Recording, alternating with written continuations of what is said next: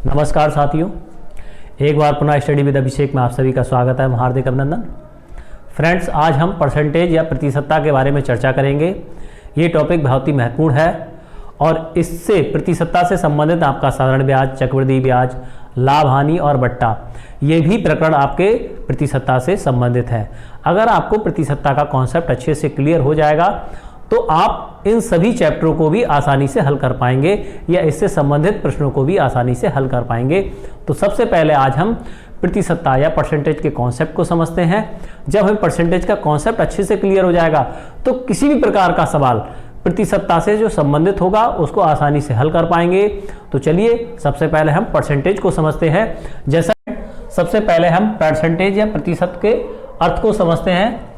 पर plus Saint, ये इसको तोड़ दिया मैंने। इसी प्रकार से प्रति प्लस शत, इन दोनों का समान अर्थ है।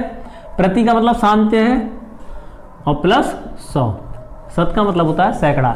ऐसी सेंट का मतलब भी यहां पर सेंचुरी से हो गया या सैकड़ा। जब हम किसी की तुलना 100 के संदर्भ में करते हैं, जब हम किसी चीज की तुलना 100 के संदर्भ में करते हैं तब वह क्या कहलाता है? प्रतिशत कहलाता है। देखिए कैसे, इसको हम छोटे से उदाहरण के माध्यम से समझते हैं। मान लेते हैं हम 10 पेन थे हमारे पास सही और 2 पेन आपके खराब। ये कैसे हो गए आपके भैया? खराब हो गए, खराब हो गए, ठीक है, बेकार हो गए आपके। ठीक है, अब हम क्या करते हैं? सबसे पहले इसको साधारण शब्दों में समझते हैं क्या है। देखिए हमारे पास 1 2 3 4 5 6 7 8 9 10। हम इसी चीज को 100 भी मान सकते हैं।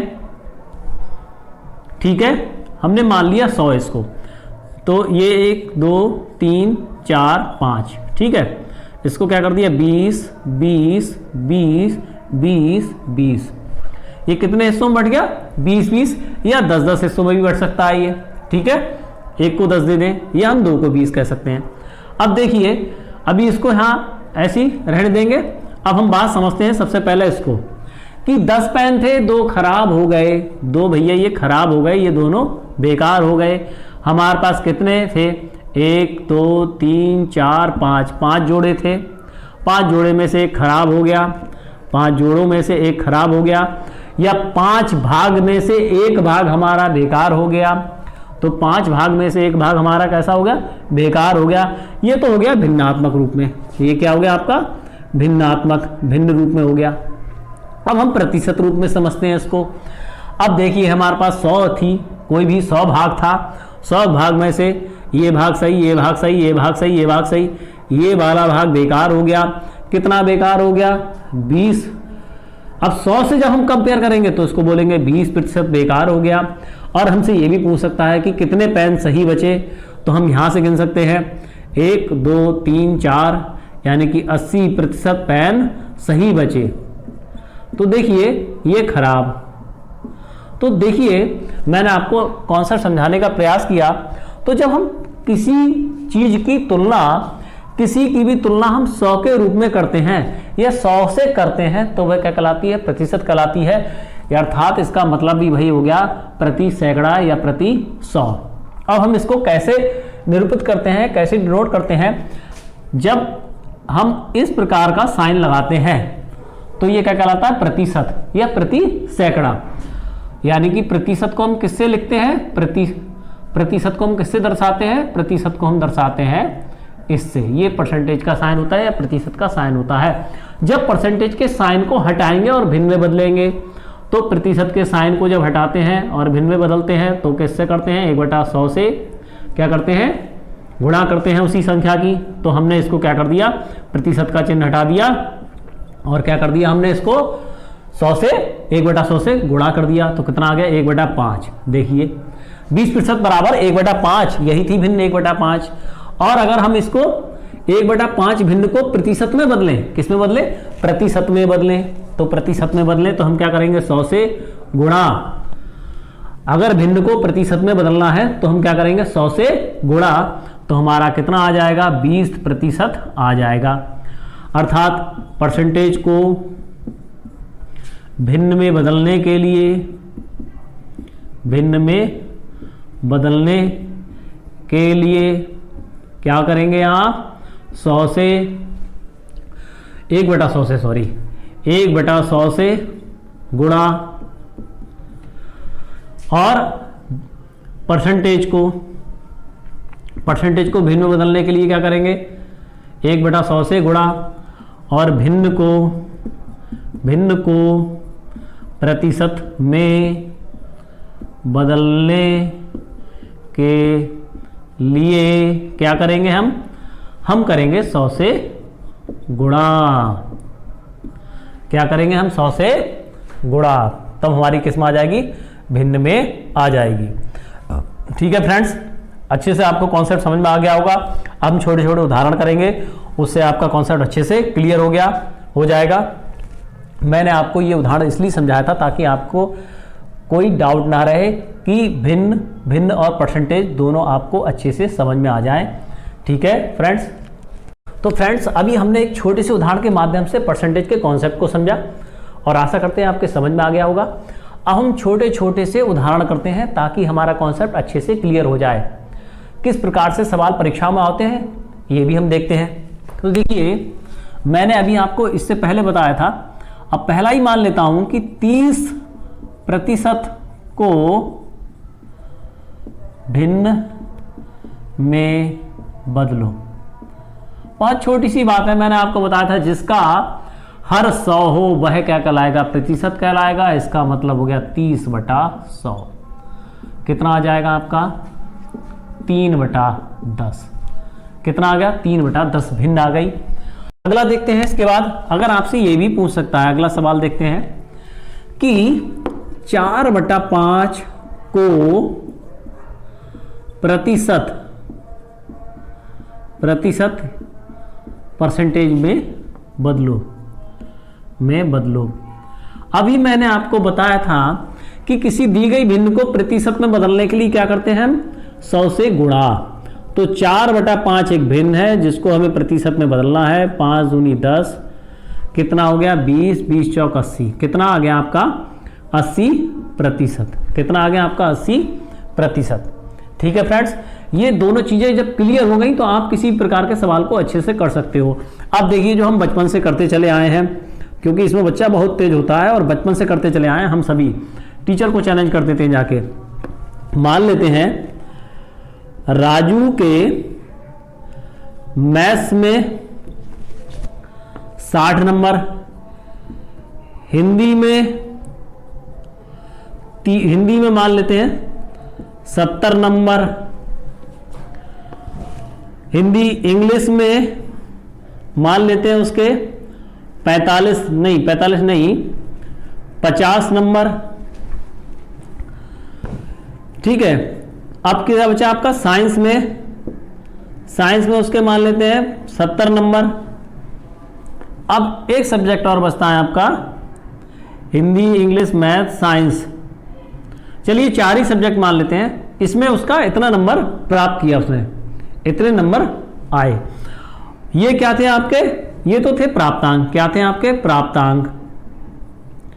और पूर्णांक कितने में से आए थे मैंने आपको बताया ही नहीं था। अब मैं बता रहा हूं आपको, 100 100 100 100। ठीक है, अब हमने क्या किया? अब पूर्णांक ये थे, प्राप्तांक ये थे। अब बचपन से क्या करते चले आए हैं? बचपन से हम ये करते चले आए हैं, हमारे पास एक खुद रखा है कि पूर्णांक बटे, नहीं सॉरी उल्टा कर दिया मैंने, क्या हो गया? प्राप्तांक बटे पूर्णांक इंटू 100। अब हमने क्या करा? हमने ये देखा ये 400 का हो गया और इनका टोटल कर लिया। ग्रैंड टोटल हमारा कितना हो गया? 0 इधर हो गया, 7 5 12 7 19 19 6 25 250 हो गया। कितना हो गया हमारा? 250। देखिए 7 5 12 12 7 19 19 में 6 जोड़ेंगे तो कितना हो जाएगा? 25। 250 अंक प्राप्त हुए। उसको लिखेंगे पूर्णांक कितना है हमारा? 400। 400 में से प्राप्तांक हमारा कितना हो गया? 250 गुणा 100। ये 0 कैंसिल, ये 0 से ये 0 कैंसिल, या 10 100 चौक 400। 250/4 प्रतिशत, ये प्रतिशत है क्योंकि हमने क्या करा, इसमें 100 से गुणा किया और हमें पता है ये एक भिन्न थी, प्राप्तांक बटे पूर्णांक एक भिन्न थी। अगर इसकी 100 से गुणा करेंगे तो क्या आ जाएगा, प्रतिशत आएगा। ठीक है, तो ये आ गया आपका 62.5 प्रतिशत। तो हमें कितने अंक प्राप्त हुए, 62.5 प्रतिशत अंक प्राप्त हुए। इसमें बच्चा बड़ा चतुर होता है, शुरू से ये करता चला आया है, एक भी परसेंटेज नंबर कम आते हैं और कहीं भी डाउट लगता है तो टीचर के पास चला जाता है, भैया आपकी गलती है, आपको गणित सही से नहीं आता है। ठीक है, तो ये हम बचपन से करते चले आए हैं। ठीक है, और यहां से ही आपका बेसिक कॉन्सेप्ट शुरू होता है। अब मैं समझाता हूं, उसको तोड़ता हूं एक बार, क्या मतलब होता है। मैंने आपको इसलिए ये उदाहरण लिया क्योंकि ये आप बचपन से करते चले आए हैं। तो देखिए, प्राप्तांक और पूर्णांक, ये क्या, एक भिन्न हो गई, क्या हो गई, ये एक भिन्न हो गई, क्या हो गई, एक भिन्न हो गई। और अगर इसको हम प्रतिशत में चेंज करेंगे तो हम क्या करेंगे, 100 से गुणा, तो ये परसेंटेज में कन्वर्ट हो जाएगी। अभी मैंने बताया था कि कुल कितने हिस्से में से कुल कितने प्राप्त हुए, अभी मैंने आपको पहले उदाहरण कराया था। तो वही बात है कि हमारे पास थे 400 हिस्से, 400 हिस्से में से हमें 250 हिस्से प्राप्त हुए, तो भिन्न क्या बना, 250 तो हमें मिले और थे कितने भाई, 400। 400 में से 250 प्राप्त हुए। अगर इसको हम किस में बदलना है, परसेंटेज में, ये भिन्न हो गई, भिन्न को अगर हम 100 से गुणा करेंगे तो ये क्या हो जाएगा, आपका परसेंटेज में चेंज हो जाएगा। ये है इसका बेसिक कॉन्सेप्ट। चलिए फ्रेंड, और एग्जाम्पल भी देख लेते हैं ताकि हमारा कॉन्सेप्ट अच्छे से क्लियर हो जाए। तो देखिए, 625 का 8% ज्ञात करो। अब देखिए, 625 का 8% निकालना है। अब देखिए, सबसे पहले 8% को पकड़ लेंगे हम, क्या करेंगे, 8%। 8% का मतलब हो गया, मैंने क्या बताया था, जिसके बटे में 100 हो, जिसके बटे में 100 हो वह क्या कहलाएगा, प्रतिशत कहलाएगा। तो ये 8% दे रखा है, तो 8/100 हो गया इसका मतलब। कितने का, 625 का मतलब होता है भैया गुणा 625। अब हम इसको कट कर देते हैं, 25 चौका 100 और 25 25 हम 625 और 4 दूनी 8 और 25 दूनी 50। कितना आंसर आ गया आपका, 50। देखिए, बहुत ही बढ़िया तरीके से समझाया मैंने आपको, फिर से समझ लीजिए। 625 का 8% ज्ञात करो। 8% का मतलब हो गया 8/100, का मतलब हो गया गुणा 625, यानी कि जब काटेंगे तो क्या आ जाएगा, 50 आ गया आपका। अगला उदाहरण आपसे हम पूछते हैं कि 12.5% को भिन्न में बदलो। अभी मैंने आपको बताई थी एक छोटी सी बात, ये मिक्स्ड फ्रैक्शन है, मिश्रित भिन्न है, इसको साधारण भिन्न में बदलेंगे तो 12 × 24 = 25/2, ये क्या है, प्रतिशत। अब मैंने प्रतिशत का बताया था बटे 100, तो ये पूरी संख्या है, तो 25/2 गुणा क्या, 1/100 भी कर सकते हैं हम इसको, गुणा 1/100 या बटे 100 बात है की है। तो कितना आ गया ये, 25 चौका 100 या 1/8, ये आपका आंसर हो गया। देखिए, ये सवाल मैं इसलिए करा रहा हूं ताकि आपका बेसिक कॉन्सेप्ट अच्छे से क्लियर हो जाए। नेक्स्ट एग्जांपल देखते हैं, कितना प्रतिशत 3/8 के बराबर होगा। इस प्रकार से ही प्रश्न पूछा सकता है। तो कितना प्रतिशत 3/8 के बराबर होगा। ये 3/8 क्या दे रखी है, एक भिन्न दे रखी है आपको, क्या दे रखी है, भिन्न। हमें पूछ रहा है कितना प्रतिशत, यानी कि इसको हम प्रतिशत में बदलेंगे, 100 से गुणा करेंगे। जब हमें किसी भिन्न को प्रतिशत में बदलना होता है तो 100 से गुणा करते हैं। तो क्या करेंगे, 4 दूनी 8 और 4 से इसको काटेंगे तो 25 आ जाएगा, यानी कि आपका 75/2 आ जाएगा। तो कितना आ जाएगा, इसको काटेंगे आप, 2 × 3 = 6 और 2 × 7 = 14, 37 सही 1/2%, या इसे ये भी कह सकते हैं 37.5%। ठीक है, कितना प्रतिशत 3/8 के बराबर होगा, तो 3/8 का मतलब हो गया 37.5%। ठीक है, ये भी क्लियर हो गया आपको अच्छे से। हमसे अगला प्रश्न पूछ रहा है कि 750 का 16 सही 2/3% ज्ञात करो। 16 सही 2/3% ज्ञात करो। मैंने आपको बताया था कि सबसे पहले क्या करेंगे, इसको इसी को पकड़ेंगे। तो इसको पकड़ लें पहले, तो 16 दूनी 32, 16 3 48, 48 2 50, 50/3। मैंने क्या कहा था, यहाँ प्रतिशत लगा हुआ है, इसको क्या करेंगे, बटे में इसके 100 लिख देते हैं, या हम ये भी कर सकते हैं 1/100 से गुणा भी कर सकते हैं। यहां तक बात समझ में आ गई, गुणा का साइन यहां लगाएंगे, ठीक है, 50/3 है, सॉरी, ठीक है। अब क्या करेंगे, ये तो हमारा इसका मतलब हो गया। अब कह रहा है कि का मतलब क्या होता है, गुणा, का मतलब होता है गुणा 750। हमने कर दिया इसको करेंगे हम 3 से, तो कितना आएगा, 25 आ जाएगा, 250 आ जाएगा, 0 से ये 0 कैंसिल हो गया, फिर हमारा एक 0 से ये 0 कैंसिल हो गया, 25 पंजे 125, कितना आ गया, 125 आपका उत्तर आ गया। फिर से समझ लीजिए, यहाँ पर था 750 का 16 से ही 2/3% ज्ञात करो। मैंने बताया था कि सबसे पहले परसेंटेज को पकड़ लेते हैं, प्रतिशत का साइन हटा करके 1/100 से गुणा करते हैं, ये प्रतिशत हट गया। अब क्या कह रहा है कि 750 का मतलब होता है गुणा, तो 750 से इसकी गुणा हो जाएगी, तो कितना आ जाएगा आपको उत्तर, 125। ठीक है फ्रेंड्स, आपको कॉन्सेप्ट अच्छे से क्लियर हो गया होगा। कुछ और उदाहरण भी देखते हैं। कहता है राम का वेतन 630 रुपए से बढ़कर 700 रुपए हो गया, तो बताओ कितना प्रतिशत वेतन वृद्धि हुई। देखिए मूल वेतन था उसका 630 रुपए, लेकिन बढ़कर कितना हो गया, 700 रुपए। ठीक है, तो वृद्धि सबसे पहले क्या निकालेंगे, वृद्धि निकालेंगे, तो वृद्धि कितनी आ जाएगी, बढ़कर के वेतन प्राप्त हुआ 700 और मूल वेतन था उसका 630 रुपए, कितना रुपए वृद्धि हुई, 70 रुपए, 70 रुपए की वृद्धि हो गई। अब 630 था और 70 रुपए की वृद्धि हो गई, तो वृद्धि कितनी हुई, 70 रुपए की, और मूल वेतन कितना था, 630 था पहले। अब हमें क्या निकालना है, प्रतिशत, किसकी बात हो रही है, ये तो आ गया भिन्न, 630 उसको प्राप्त होता है, लेकिन 70 बढ़कर के मिला, सो 630 का 70 कितना है। ठीक है, किससे करेंगे हम गुणा, इसकी 100 से कर देंगे, तो कितना आ जाएगा आपका, प्रतिशत आ जाएगा, तो ये 0 चला गया।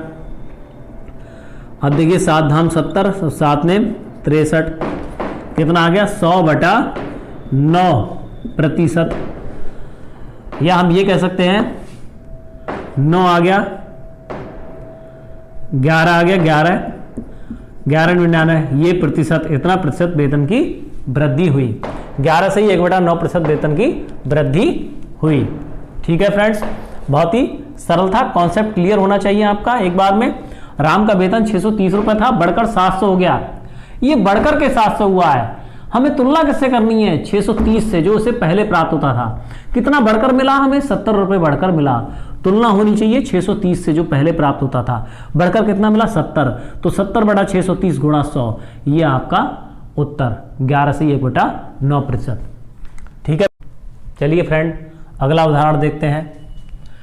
किसी शहर की जनसंख्या 60,000 से बढ़कर 65,000 हो गई, तो जनसंख्या वृद्धि प्रतिशत में ज्ञात करो। देखिए वृद्धि प्रतिशत, अब हम क्या निकालेंगे, सबसे पहले जनसंख्या वृद्धि कैसे निकलेगी, बाद वाली जनसंख्या में से पहले वाली जनसंख्या माइनस कर देंगे, तो 65,000 माइनस 60,000 बटे पहले की जनसंख्या कितनी थी वो लिखेंगे 60,000, गुणा प्रतिशत में बदलना है 100, 1 2 1 2।